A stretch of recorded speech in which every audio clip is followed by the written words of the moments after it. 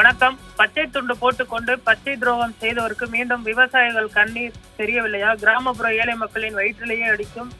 இது குறித்து எதிர்க்கட்சி அதிமுகவின் நிலைப்பாடு என்ன?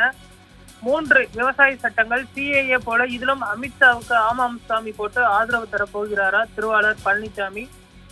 காந்தியடிகளின் பெயரை அகற்றிவிட்டு சொன்னால் வாய் சுருக்கி கொள்ளும்படி இந்தியாவில் பெயரிட்டு இருக்கிறார்கள். இந்தி திணிப்பை எதிர்த்து வென்ற பேரறிஞர் அண்ணாவின் பெயரை கட்சியில் பெயரில் வைத்துக் கொண்டு இதை எதிர்க்க கூடவா தயக்கம்? திட்டத்துக்கான நிபந்தனைகளை எல்லாம் ஒன்றிய அரசின் கட்டுப்பாட்டில், நிதிக்கு மட்டும் மாநில அரசு பங்களிப்பு வேண்டும் என்பதை ஏடிஎம்கே எந்த எதிர்பார்ப்பும் என்று ஏற்றுக்கொள்கிறதா?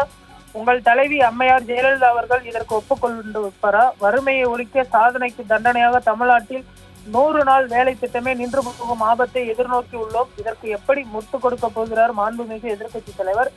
இவ்வளவு குனிந்து கும்பிடு போடும் உங்களது கட்சிக்கு அண்ணா திராவிட முன்னேற்ற கழகம் என்ற பெயர் எதற்கு? நான் கேட்கவில்லை, தமிழ்நாட்டு மக்கள் கேட்கிறார்கள் என்று எதிர்க்கட்சி தலைவருமான அதிமுக பொதுச் செயலாளர் எடப்பாடி பழனிசாமி அவர்களுக்கு முதல்வர் மு.க.ஸ்டாலின் அவர்கள் கடும் கண்டனம் தெரிவித்து எக்ஸ் தளத்தில் இந்த பதிவினை வெளியிட்டிருக்கிறார். அதே போன்று விவசாயிகளுக்கு தொடர்ந்து துரோகம் செய்து வருகிறார்கள்.